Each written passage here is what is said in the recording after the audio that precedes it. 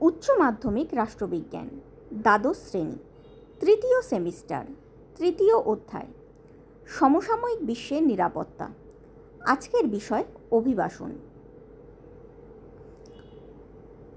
অভিবাসন মানব সমাজের ইতিহাস মানেই স্থানান্তরের ইতিহাস। বহু প্রাচীনকাল থেকেই মানুষ হয় একা নয় গোষ্ঠীবদ্ধভাবে এক জায়গা থেকে অন্য জায়গায় গিয়ে বসতি স্থাপন করে। প্রাচীনকালে যখন মানুষ নতুন নতুন কৃষিকাজ বা চাষ করা শিখেছিল, তখন উর্বর জমির সন্ধানে এক জায়গা থেকে অন্য জায়গায় বসবাসের স্থান পরিবর্তন করত। তারা এক প্রকার যাযাবরের মতোই জীবনযাপন করত। কিন্তু পরবর্তীকালে অপেক্ষাকৃত স্থিতিশীল হওয়ার পরও তারা চিরকালের জন্য একই জায়গায় বসতি স্থাপন করেন। তখনও উন্নত জীবনযাপন এবং আরও বেশি সুযোগ সুবিধার সন্ধানে তারা এক জায়গা থেকে অন্য জায়গায় যাতায়াত করত। এমনকি বসবাসের জন্য চিরকালীনভাবেও স্থান পরিবর্তন করত। যেমন ভারতবর্ষে মুঘলরা সেই সুদূর প্রাচ্য থেকে এসেছিল, সেখান থেকে এসে তারা এখানেই প্রায় স্থায়ীভাবেই বসবাস শুরু করে।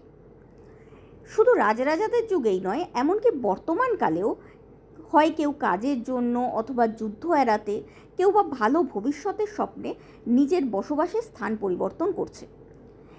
এই স্থান পরিবর্তনের নামই হলো অভিবাসন। আর যারা এইভাবে স্থান পরিবর্তন করে তাদেরকে অভিবাসী বলা হয়। আজকের এই ভিডিওতে আমরা জানব অভিবাসন কি, কেনই বা মানুষ অভিবাসন করে, অভিবাসন কোন কোন ধরনের হয় এবং সমাজ ও সংস্কৃতির ওপর অভিবাসনের প্রভাব কী, এবং সর্বোপরি অভিবাসন আর নিরাপত্তার সম্পর্কটা ঠিক কেমন ধরনের, সেই সমস্ত বিষয়। তাহলে ভিডিওটা শুরু করা যাক। সোজা ভাষায় বলতে গেলে অভিবাসন হলো কোনো ব্যক্তি বা গোষ্ঠীর এক স্থান থেকে অন্য স্থানে বসবাসের উদ্দেশ্যে বা অন্য কোনো উন্নতির উদ্দেশ্যে চলাচলের প্রক্রিয়া। এই অভিবাসন একই দেশের ভেতরেও হতে পারে, আবার এক দেশ থেকে অন্য দেশেও হতে পারে, স্থায়ীও হতে পারে, আবার অস্থায়ীও হতে পারে, স্বেচ্ছামূলকও হতে পারে, আবার বাধ্যতামূলকও হতে পারে। অর্থাৎ অভিবাসন হলো কোনো ব্যক্তির বা জনগোষ্ঠীর একটি স্থান থেকে অন্য স্থানে স্থায়ী বা অস্থায়ীভাবে বসবাসের উদ্দেশ্যে গমনাগমনের প্রক্রিয়া, যা সামাজিক, সাংস্কৃতিক, অর্থনৈতিক ও রাজনৈতিক দিক থেকে অত্যন্ত গুরুত্বপূর্ণ।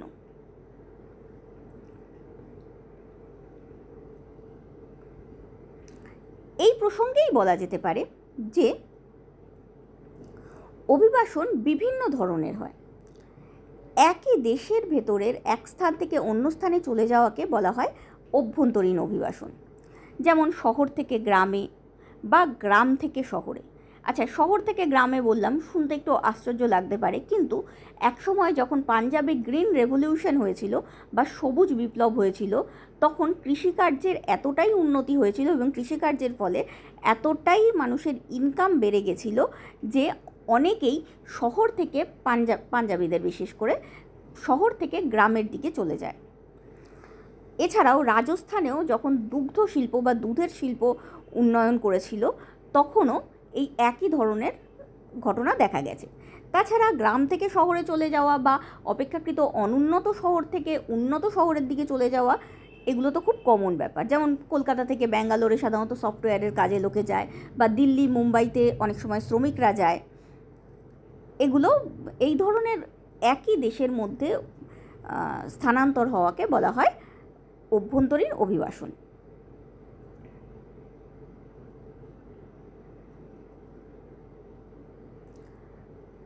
অভিবাসন আবার এক দেশ থেকে অন্য দেশেও হতে পারে। যেমন আমরা প্রায়শই শুনি ভারতবর্ষ থেকে অনেকে আমেরিকায় কাজ করতে গেছে, অথবা ইউক্রেনে ডাক্তারি পড়তে গেছে। এগুলোকে বলা হয় আন্তর্জাতিক অভিবাসন। এবার এই আন্তর্জাতিক অভিবাসন দু ধরনের হতে পারে, এক বৈধ অভিবাসন আর দুই অবৈধ অভিবাসন, যেখানে অভিবাসীরা সরকারি অনুমতি ও কাগজপত্র সহযোগে, মানে বৈধভাবে আইনগত উপায়ে এক জায়গা থেকে বা এক দেশ থেকে অন্য দেশে যায়, মানে সোজা ভাষায় পারমিশন বা ভিসা নিয়ে এক জায়গা থেকে অন্য জায়গায়, এক দেশ থেকে অন্য জায়গায় যায়, অন্য দেশে যায়, তাকে বলা হয় বৈধ অভিবাসন। আর অবৈধ অভিবাসন হলো যখন এই অনুমতি বা বৈধ কাগজপত্র ছাড়াই তারা এক দেশ থেকে অন্য দেশে যায়, যেমন সীমান্ত পেরিয়ে বা কোনো দালাল চক্রের মাধ্যমে কোনো অবৈধ উপায়, কোনো বেআইনি উপায় যখন তারা এক দেশ থেকে অন্য দেশে যায় তখন তাকে বলা হয় অবৈধ অভিবাসন। অনেক সময় অনেক উন্নত দেশগুলো অভিবাসীদের নিতে চায় না বা অপেক্ষাকৃত অদক্ষ অভিবাসীদের নিতে চায় না। ফর এক্সাম্পল আমেরিকায় অনেক ধরনের কাজের সুযোগ রয়েছে, সেগুলো যে সবসময় পড়াশোনার মানে ডাক্তারি, ইঞ্জিনিয়ারিং বা বৈজ্ঞানিকের কাজ তা নয়। অনেক সময় ট্যাক্সি ড্রাইভার এবং বিভিন্ন হোটেল রেস্টুরেন্টে কাজ করার জন্যও লোক দরকার হয়, এবং সেই লোকগুলো খুব ভালোই মায়না পায়। তাই ওই ভালো জীবনের আশায় অনেকেই আমেরিকা যেতে চায়, কিন্তু আমেরিকা সরকার আবার এই ধরনের লোককে চট করে ভিসা পারমিট করে না, তখন তারা অবৈধ উপায়ে যায়। এই অবৈধ উপায়ে যাওয়াকেই বলা হয় অবৈধ অভিবাসন।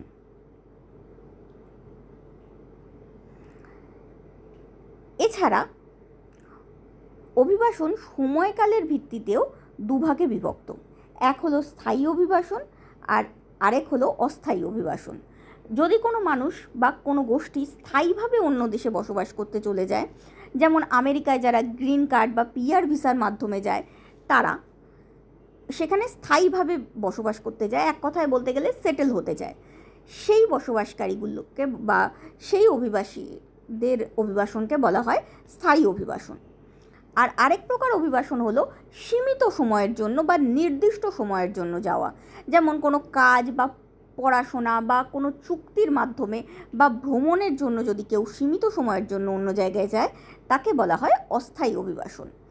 যেমন স্টুডেন্ট ভিসা নিয়ে বা ওয়ার্ক পারমিট নিয়ে নির্দিষ্ট ও সীমিত সময়ের জন্য যাওয়াকে বলা হয় অস্থায়ী অভিবাসন।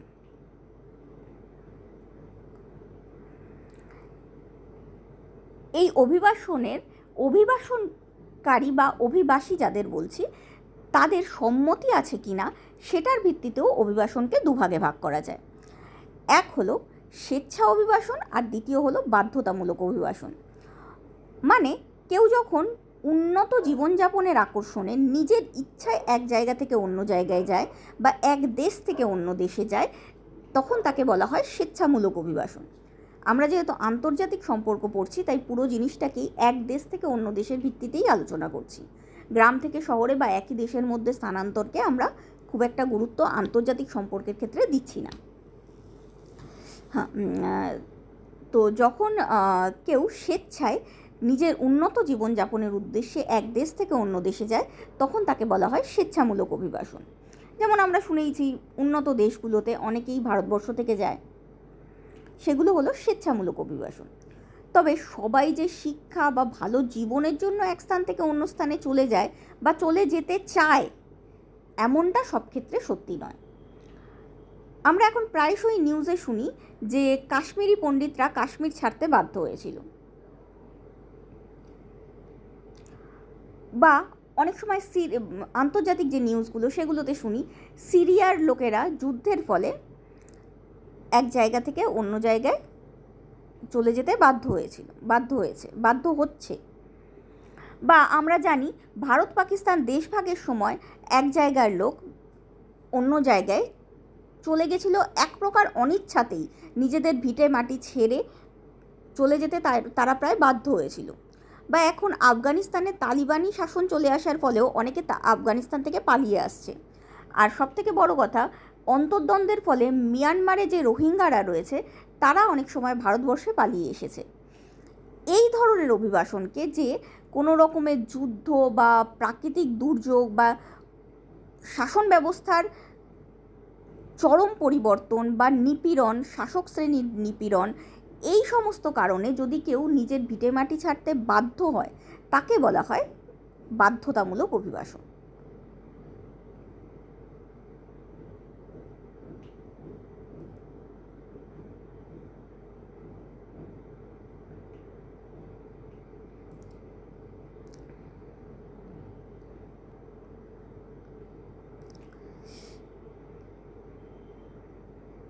এই সব ধরনের অভিবাসন ছাড়াও উদ্দেশ্য অনুযায়ী বা কী কারণে অভিবাসন হচ্ছে সেটা অনুযায়ী অভিবাসনকে আরও কয়েকটা ভাগে ভাগ করা যায়।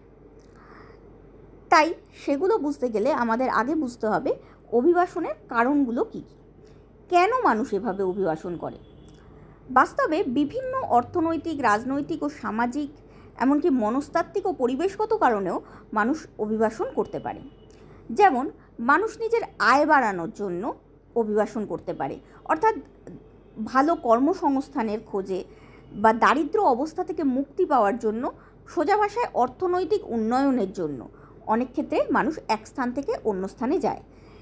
একে বলা হয় অভিবাসনের অর্থনৈতিক কারণ। এছাড়া অনেক সময় মানুষ রাজনৈতিক কারণেও অভিবাসিত হয়। অর্থনৈতিক কারণে অভিবাসনের উদাহরণ হিসেবে বলতে পারি যে ভারতবর্ষ থেকে অনেকে আরব দেশে গিয়ে কাজ করে, অনেক উচ্চশিক্ষিত লোকেরা আবার আমেরিকায় গিয়ে কাজ করে নিজেদের আয় বাড়ানোর জন্য। এগুলোকেই বলা হয় অর্থনৈতিক কারণে অভিবাসন। কিন্তু এই ধরনের অভিবাসন ছাড়াও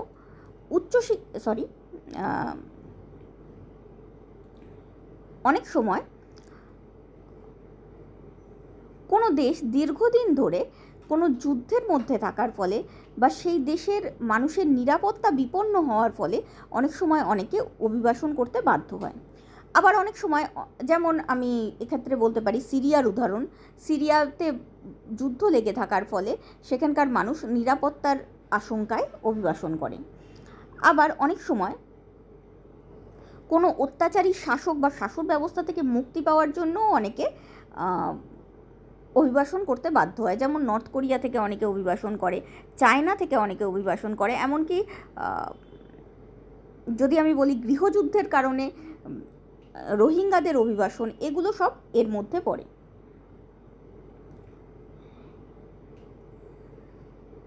অনেক সময় মানুষ অসামাজিক গোষ্ঠীর হাত থেকে রক্ষা পাওয়ার জন্য নিরাপত্তার খোঁজে অভিবাসন করে। পাকিস্তানের উদাহরণ দেওয়া যেতেই পারে, পাকিস্তানের লোকরা পালানোর সবসময় চেষ্টা করে।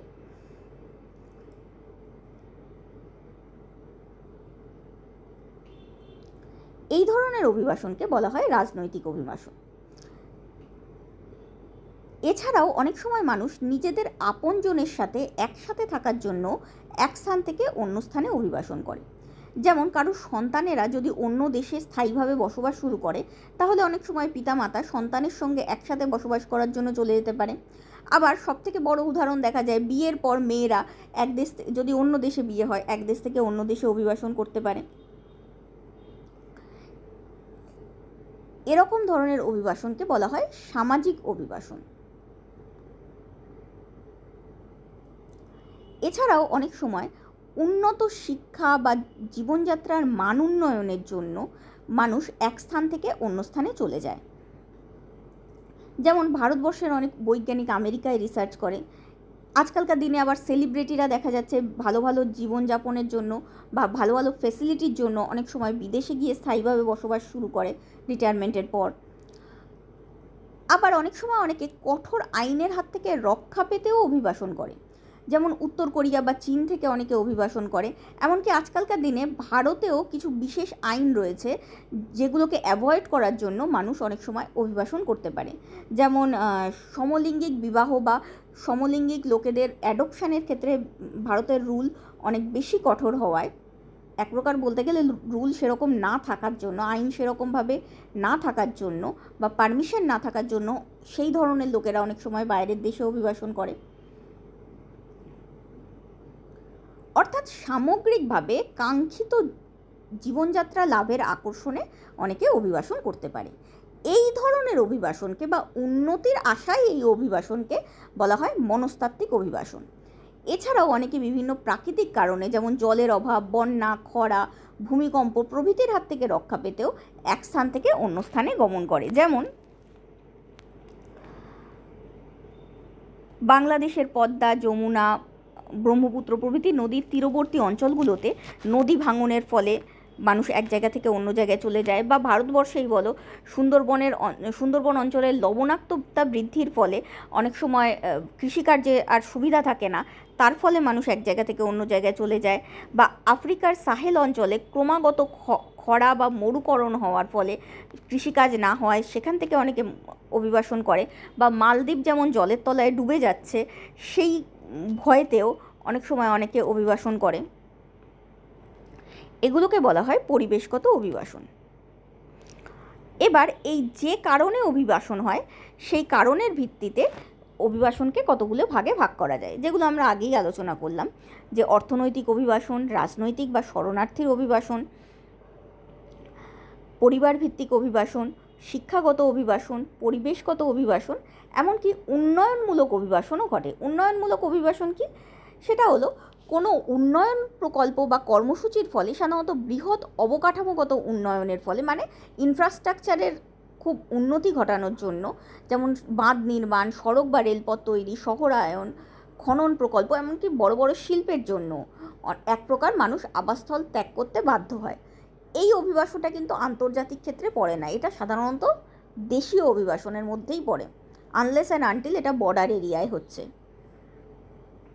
তাহলে এই ধরনের অভিবাসনকে অনেক সময় বলা হয় উন্নয়নমূলক অভিবাসন। যেমন ভারতবর্ষে নর্মদা বা হীরাকুদ বাঁধের জন্য অনেককে অভিবাসিত হতে হয়েছিল, বা ঝাড়খণ্ড বা ছত্তিশগড়ে খনিজ খনন প্রকল্পের জন্য অনেককে অভিবাসিত হতে হয়েছিল। চীনের 3 গর্জেস ড্যাম বা বিশ্বের বৃহত্তম জলবিদ্যুৎ প্রকল্প যেটা, সেটা তৈরির সময় অভিবাসিত হতে হয়েছিল। এছাড়াও আমরা জানি টাটার সিঙ্গুর, পশ্চিমবঙ্গের সিঙ্গুর অঞ্চলে অনেককে অভিবাসিত হতে হয়েছে। এই নিয়ে অনেক আন্দোলন হয়েছে, আলটিমেটলি কোম্পানিটা হলো না। তো এই ধরনের কোনো উন্নয়নমূলক প্রকল্পের জন্য অনেক সময় অভিবাসন হতে পারে। এবার আলোচনা করা যাক অভিবাসনের প্রভাব। অভিবাসন একটা জটিল সামাজিক, রাজনৈতিক আর অর্থনৈতিক প্রক্রিয়া, যার উভয়ধর্মী প্রভাব রয়েছে সব কিছুর ক্ষেত্রেই। কিছু ইতিবাচক প্রভাব রয়েছে, আবার কিছু নেতিবাচক প্রভাবও রয়েছে। প্রথমে আলোচনা করা যাক এর সাংস্কৃতিক প্রভাব সম্পর্কে। সাংস্কৃতিক ক্ষেত্রে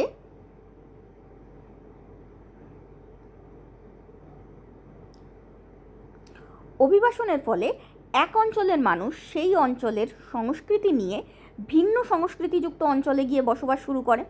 তার ফলে সাংস্কৃতিক বিনিময়ের সুযোগ বৃদ্ধি পায়। এর ফলে সমাজে বৈচিত্র্যও আসে, সমৃদ্ধিও আসে। যেমন এখন আমরা সবাই চাইনিজ খাবারের সঙ্গে বা মুঘল খাদ্যরীতির সঙ্গে পরিচিত, এটা একসময় অভিবাসনের ফলেই তো ঘটেছিল। কিন্তু এই অভিবাসনের ফলেই অনেক সময় মানুষের নিজের দেশের সংস্কৃতি বিনষ্ট হয়ে যেতে পারে। অন্য দেশের সংস্কৃতি অধিক মাত্রায় মিশ্রিত হয়ে গেলে নিজের দেশের সংস্কৃতি নিজের স্বকীয়তা হারিয়ে ফেলতে পারে।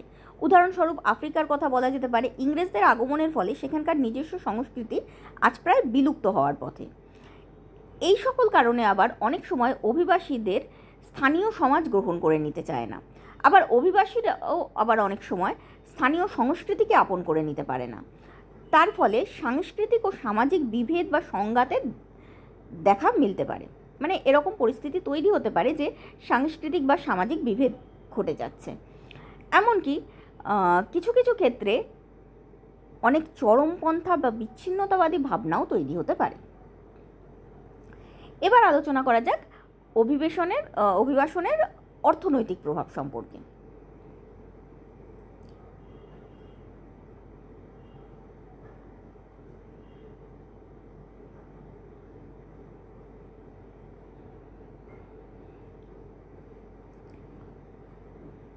অভিবাসীরা যে অঞ্চলে যায়, মানে গন্তব্যস্থলে, তাদের দক্ষতা বা শ্রম সরবরাহের মাধ্যমে অর্থনীতিতে অনেক সহায়তা করে। যেমন দুবাইয়ের মতো জায়গায় ভারতীয়, বাংলাদেশি বা পাকিস্তানিরা গিয়ে তাদের দুবাইয়ের লোকেদের শ্রমের চাহিদাটা পূরণ করে।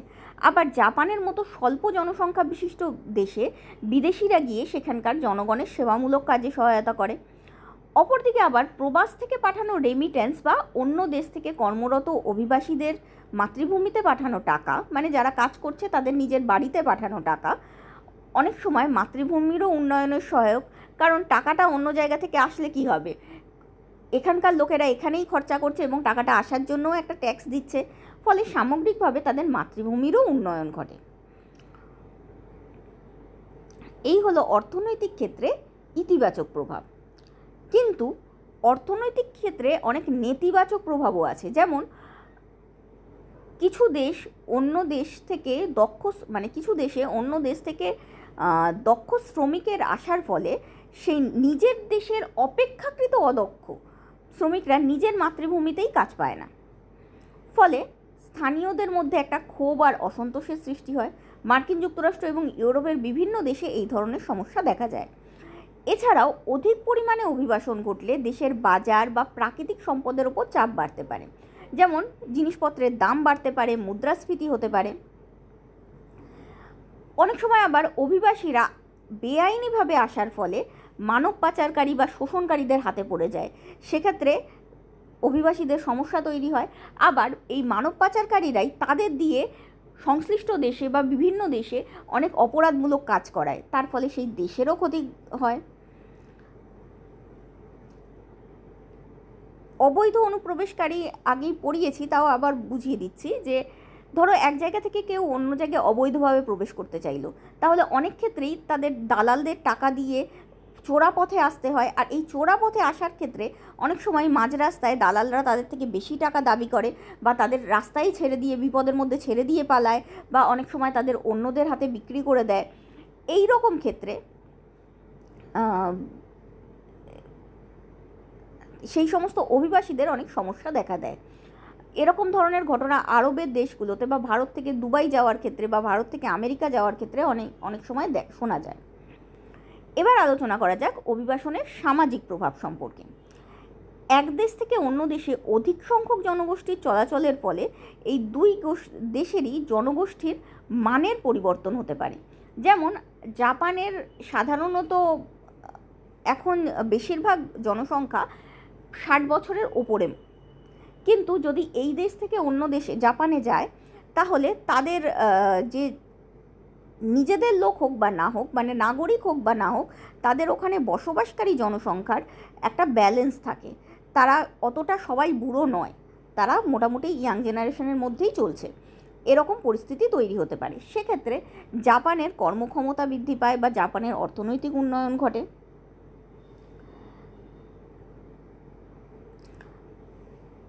এই ধরনের অভিবাসনের ফলে যেমন জাপানের শ্রমিকের সংখ্যা বৃদ্ধি পায়, সে দেশের অর্থনৈতিক অনেক উন্নয়ন ঘটে।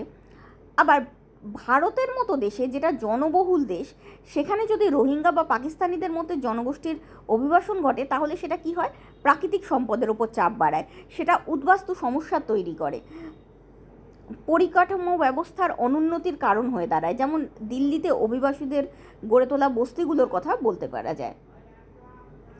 এছাড়া অনেক সময় কোনো দেশ থেকে অন্য দেশে মেধার পাচার হয়ে যায় বা মেধার চালান হয়ে যায়। যেমন ভারতবর্ষের অধিকাংশ সায়েন্টিস্ট আমেরিকায় গিয়ে কাজ করছে, সেটা ভারতবর্ষের পক্ষে ক্ষতিকারক হয়ে দাঁড়ায়।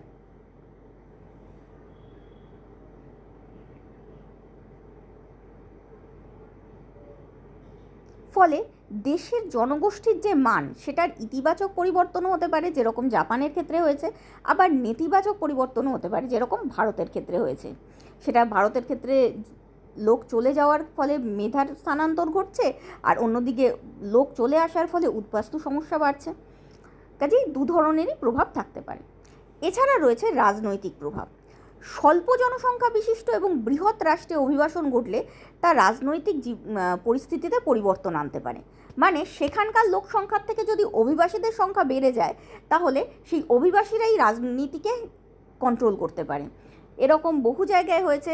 সিরিয়া থেকে উদ্বাস্তুরা জর্ডনে চলে আসা, প্যালেস্তাইন থেকে উদ্বাস্তুরা জর্ডনে চলে আসার ফলে এরকম ঘটনা ঘটেছে যে সেখানকার সরকারকে পাল্টে দিয়েছে। আবার যদি তুমি কৃষ্ণাঙ্গ আর শ্বেতাঙ্গদের দ্বন্দ্ব আমেরিকায় দেখতে চাও, তাহলেও তাই দেখতে পারবে। আমেরিকার যে আসল অধিবাসী যারা কৃষ্ণাঙ্গ, তাদের জোর এখন আমেরিকার ওপর থেকে কম। আবার আয়ারল্যান্ডে ব্রিটেনের অধিবাসী চলে আসার ফলে আয়ারল্যান্ডের নিজস্ব অধিবাসীদের কন্ট্রোল ক্ষমতা সেই দেশের ওপর থেকে হারিয়ে গেছে। কিন্তু উল্টো দিকে আবার যদি অধিক জনসংখ্যা বিশিষ্ট এবং ক্ষুদ্র রাষ্ট্রে অভিবাসন ঘটে তাহলে তা আবার উদ্বাস্তু সমস্যার সৃষ্টি করে। তাই এক্ষেত্রে রাজনৈতিক প্রভাব যদি অবৈধ অনুপ্রবেশকারী হয় তাহলে রাজনৈতিক প্রভাব দুদিক থেকেই খারাপই হয়। এটার আর আমি ইতিবাচক কিছু লিখতে সেরকমভাবে পারলাম না।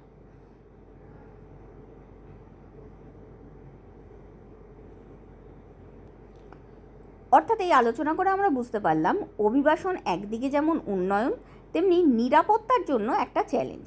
কারণ বর্তমানকালের রাষ্ট্রীয় নিরাপত্তা আর শুধুমাত্র সামরিক নিরাপত্তার মধ্যে সীমিত নেই, এটি এখন অর্থনৈতিক, রাজনৈতিক স্থিতিশীলতা বা সামাজিক ঐক্য, সাংস্কৃতিক সক্রিয়তার মতো বিভিন্ন বিষয়ের সঙ্গে জড়িত। তাই কোনো উপাদান যদি মানুষের জীবনযাত্রার সঙ্গে সংশ্লিষ্ট যে কোনো দিককে বিঘ্নিত করে তাহলেই সেটা রাষ্ট্রীয় নিরাপত্তার বিপদ হিসেবে বিবেচিত হয়।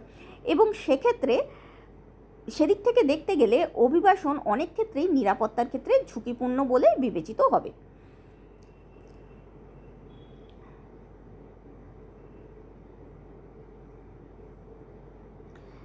তবে শুধু গন্তব্যস্থল রাষ্ট্রের জন্যই নয়, অভিবাসীরা নিজেদের জন্যও বেশ কিছু সমস্যা তৈরি করে।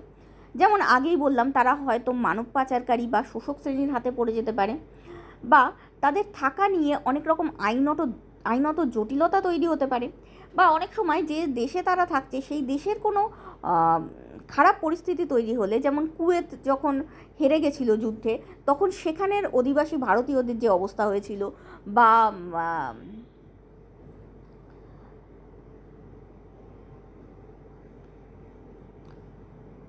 সম্প্রতি ইউক্রেনে যখন যুদ্ধ লাগলো সেখানকার ভারতীয় অধিবাসীদের অনেক অসুবিধা হয়েছিল। এরকম বিভিন্ন দেশের ক্ষেত্রে যদি সেই দেশের স্টেবিলিটি না থাকে যে দেশে যাচ্ছি, সেখানে অনেক সময় অভিবাসীরা বেশি বিপদে পড়তে পারে সেই দেশের লোকেদের থেকে, যেহেতু তাদের একটা রুট অন্য দেশে রয়েছে সেই হিসেবে। এছাড়াও অনেক সময় তাদের সামাজিক গ্রহণযোগ্যতার অভাব দেখা দিতে পারে। যেমন ধরো, আফ্রিকা থেকে কেউ ভারতবর্ষে পড়তে এলো, কালো বলে অনেক সময় তাদের সঙ্গে একটু হলেও দুর্ব্যবহার করা হয়। তো এই যে পরিস্থিতিগুলো হয়, এই পরিস্থিতিগুলো অভিবাসীদের নিজেদের ক্ষেত্রেও সমস্যাজনক। তাহলে এখন প্রশ্ন উঠতে পারে যে অভিবাসন কি বন্ধ করে দেওয়া উচিত? অভিবাসন কি সত্যি খুব ক্ষতিকারক, বা এর ক্ষতিকারক দিকটা কি উপকারী দিকের থেকে অনেক বেশি? এই প্রশ্নটা নির্ধারণ করে দুটো ফ্যাক্টর। এক হলো কে বা কারা আসছে বা যাচ্ছে, আর দ্বিতীয় হলো কিভাবে তারা আসছে বা যাচ্ছে। ধরে নেওয়া যাক, ভারতবর্ষ থেকে যদি কোনো ডাক্তার বা ইঞ্জিনিয়ার অন্য কোথাও যায়, ভারতবর্ষ কেন, যে কোনো জায়গা থেকে যদি কোনো ডাক্তার বা ইঞ্জিনিয়ার যায়, যেখান থেকে গেল সেখানকার ক্ষতি হলো, আর যেখানে যাবে সেখানে গিয়ে তারা উন্নতি করবে, খুব একটা খারাপ কাজ তারা করবে না। তাই চোর ডাকাত যাচ্ছে না ডাক্তার ইঞ্জিনিয়ার যাচ্ছে সেটা ভেবে দেখা উচিত। যদিও এটার ভেবে দেখার মান শুধু শিক্ষাগত যোগ্যতাই নয়, তার মানসিক যোগ্যতাও বলতে পারো, বা সে কতটা উন্নতি চায়। মানে কোনো ডাক্তার যদি খারাপ হয় তো সে তো অন্য জায়গায় গিয়েও খারাপ কাজই করবে, হয়তো অঙ্গ বিক্রিই করে দিল, খারাপ চক্রের সঙ্গে জড়িয়ে গেল, সেরকম বলছি না।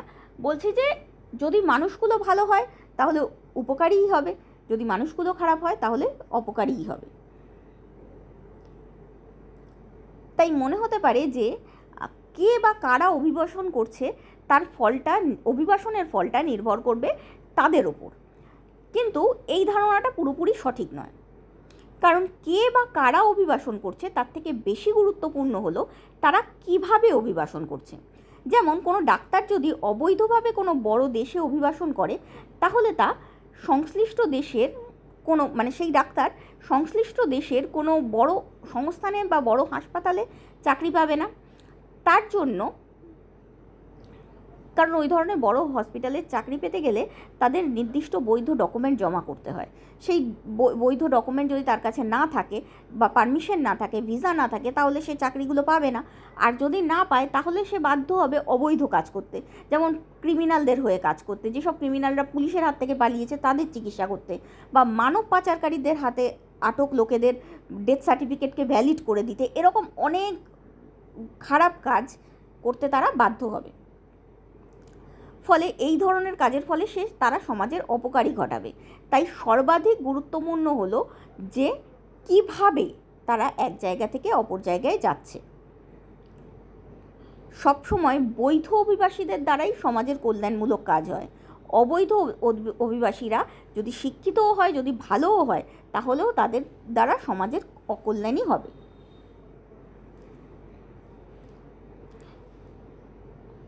এই অভিবাসন সমস্যার সমাধানের জন্য সরকার বিভিন্ন পদক্ষেপ নেয়। যেমন কোন ধরনের ব্যক্তিকে তারা দেশে আসার অনুমতি দেবে সেটা সঠিকভাবে বিশ্লেষণ করে।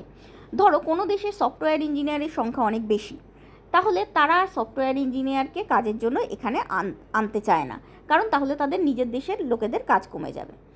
ঠিক সেই রকমভাবেই কড়াভাবে তারা ভিসা ও পাসপোর্ট যাচাই করে, যাতে তারা বুঝতে পারে কে আসছে, কোন প্রফেশনের জন্য আসছে, কিভাবে আসছে। দ্বিতীয়, অধিবাসীদের তথ্যভাণ্ডার সংরক্ষণ করে, যাতে যখন এসেছিল তখন হয়তো কাজের অভাব ছিল না, কিন্তু এখন যদি হয় তাহলে তাদের যাতে বের করে দেওয়া যায় বা পারমিশনটা রদ করা যায়, সেই জন্য তথ্যভাণ্ডার সংরক্ষণ করে। বৈধ পথে অভিবাসনের সুযোগ বাড়ায়, কারণ আমরা জানি বেশি কড়া কোনো ব্যবস্থা থাকলেই ব্ল্যাক মার্কেটিং শুরু হবে। তাই যদি বৈধভাবে অভিবাসন করা, যেটা আমেরিকার ক্ষেত্রে হচ্ছে, খুব কঠোর হয়ে যায়, তাহলে অনেক সময় লোকে চোরা পথে আসা শুরু করে, সেই সুযোগ বাড়ায়। মানে বৈধভাবে অভিবাসনের সুযোগ বাড়াতে পারে সরকার। এছাড়া চরমপন্থা প্রতিরোধে সংস্কৃতি বান্ধব নীতি গ্রহণ করতে পারে। যেমন আরবের দেশগুলো এখন করছে, যে তারা তাদের যে কঠোর মুসলিম নীতি ছিল সেগুলোকে চেঞ্জ করছে, কারণ তারা অভিবাসন চাইছে বা অন্য দেশ থেকে লোক আনতে চাইছে। তাই চরমপন্থার প্রতিরোধে তারা সংস্কৃতি বান্ধব নীতিগুলোকে গ্রহণ করতে পারে। এটা তো গেল দেশের তরফ থেকে। অনেক সময় আন্তর্জাতিক তরফ থেকেও অভিবাসীদের ক্ষেত্রে অনেক সুবিধা দেওয়া হয়। যেমন শরণার্থী কনভেনশন, অভিবাসীদের শ্রমিক অধিকার সনদ, মানব পাচার প্রতিরোধ আইন বা গ্লোবাল কম্প্যাক্ট ফর মাইগ্রেশন এই ধরনের চুক্তির মাধ্যমে তারা অভিবাসীদের অনেক রকমের হেল্প করে। তাছাড়াও অনেক সংগঠনের মাধ্যমে, যেমন জাতিসংঘের শরণার্থী সংস্থা বা UN high commission for refugees, এছাড়াও আন্তর্জাতিক অভিবাসন সংস্থা, এগুলোর মাধ্যমেও তারা অভিবাসন সংক্রান্ত সমস্যাকে সমাধান করে। এক্ষেত্রে একটা কথা উল্লেখযোগ্য যে আন্তর্জাতিক সব অভিবাসীরাই সেম স্ট্যাটাসের নয় বা সমরূপ অধিকার ভোগ করে না। যেমন যারা শিক্ষা, চাকরি বা উন্নত কারণে যাচ্ছে, তারা যে ফেসিলিটিগুলো পায় সেই ফেসিলিটিগুলো বাকিরা পায় না। এই ধরনের অভিবাসীদের বলা হয় শুধু অভিবাসী বা মাইগ্রেন্ট ইংলিশে বলা হয়। এছাড়া যারা আমি বললাম বৈধ কাগজপত্র ছাড়া আসে, সেই অবৈধ অনুপ্রবেশকারীদের কোনো ধরনেরই ফেসিলিটি বা আন্তর্জাতিক প্রোটেকশন থাকে না বললেই চলে, বরং এদের অ্যারেস্ট করার ব্যবস্থা থাকে, এদের বাধা দেওয়ার ব্যবস্থা থাকে, এদের শাস্তি হয়। তৃতীয় ধরনের অভিবাসী হচ্ছে শরণার্থী, যারা কোনো ধর্ম, রাজনীতি বা জাতিগত নিপীড়নের ফলে এক দেশ ত্যাগ করে অন্য দেশে চলে যান এবং নিজের দেশে ফিরতে পারেন না। এই ধরনের লোকেরা যদি কোনো দেশে অ্যাপ্লাই করে আশ্রয়ের জন্য এবং অ্যাপ্লাই করে স্বীকৃতি পায় বা তাদের অ্যাপ্লাইটা গ্রান্ট হয়, মানে কোনো দেশে আবেদন করে এবং তাদের আবেদনটা গ্রহণ করা হয়, তবেই তারা আন্তর্জাতিক ক্ষেত্রে শরণার্থী স্ট্যাটাস পায়। এবং এই শরণার্থীদের জন্য আন্তর্জাতিক অনেক নিয়ম কানুন আছে, সেই নিয়ম কানুন অনুসারে তারা অনেক ফেসিলিটি পায়। কিন্তু যদি কেউ এই অ্যাপ্লাই করা পর্যন্ত অ্যাপ্লাই করা এবং অ্যাপ্লাই গ্রহণ হওয়ার আগের টাইম পর্যন্ত তারা সেই সমস্ত ফেসিলিটি পায় না, তারা অনেক কম ফেসিলিটি পায়, তাদের বলা হয় আশ্রয় প্রার্থী। অর্থাৎ অভিবাসনের ফলে আশ্রয় প্রার্থীরাই ভবিষ্যতে শরণার্থী হয়ে উঠতে পারে, যদি সেই দেশ পারমিশন দেয়।